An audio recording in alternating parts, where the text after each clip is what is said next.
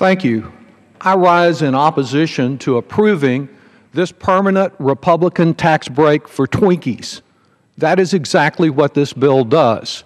I think we should encourage charity, but also fiscal responsibility and accountability. This bill fails on both the latter 2 points. You know, a while back there was a Texas official who often derided the war on poverty and social services in general by declaring America's the only country in the world where most of the poor people are fat.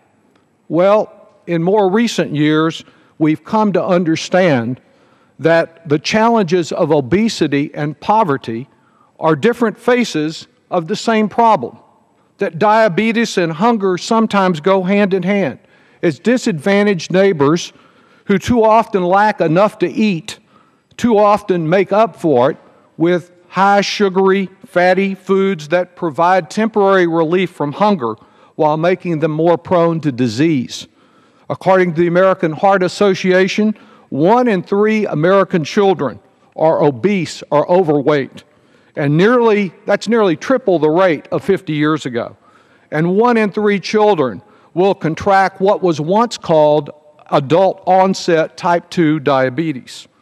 Now, we can address these challenges through direct government expenditures like WIC, the Women and Infants and Children Nutrition Program, and we can address the challenges with tax expenditures like the one that is proposed here today.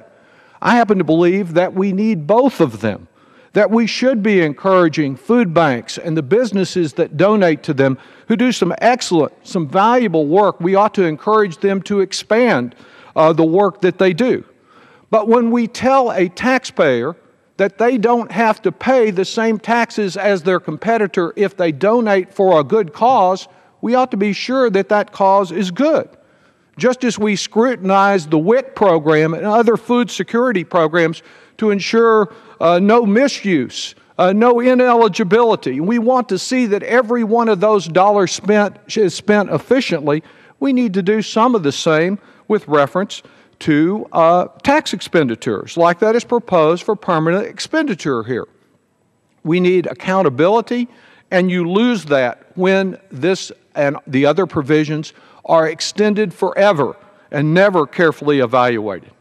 Now, the expenditure that is provided here for food donations is one that the law says is available for any food that is, quote, apparently wholesome food.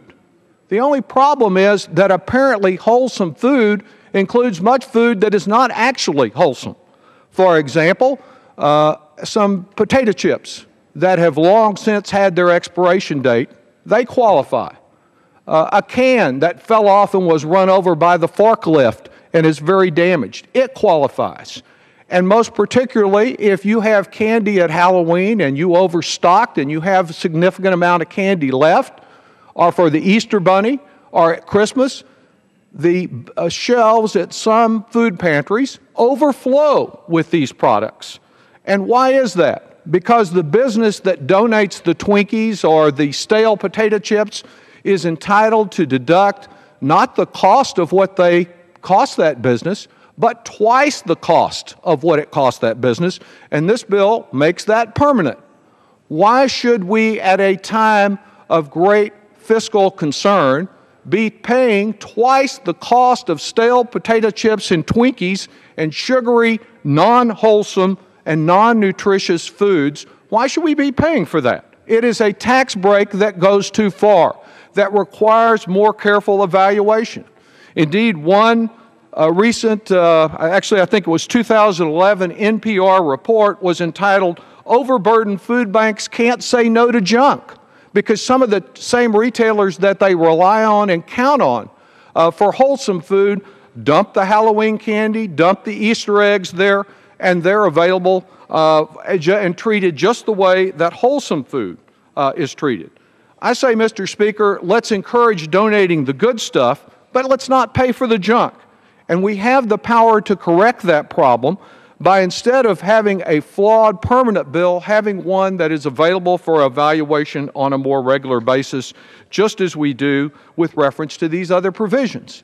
And the cost of this bill is part of the overall cost and strategy to wreck our budget and reduce hunger programs in this country. The same Republicans that are advancing this include a group, do you have an additional minute? Gentleman is recognized Include for an a group additional 30 that have seconds. characterized as welfare Pell Grants, school breakfast programs, senior nursing care programs. They want to lump all that as welfare, and they say we just can't afford that. I don't believe that we can't afford to target public resources where they're needed, whether they're tax expenditures or direct expenditures. But we don't need a permanent tax break for Twinkies and stale potato chips. Let's take the fiscally responsible, accountable approach, not the irresponsible approach that is being advanced today, and reject this bill. I yield back.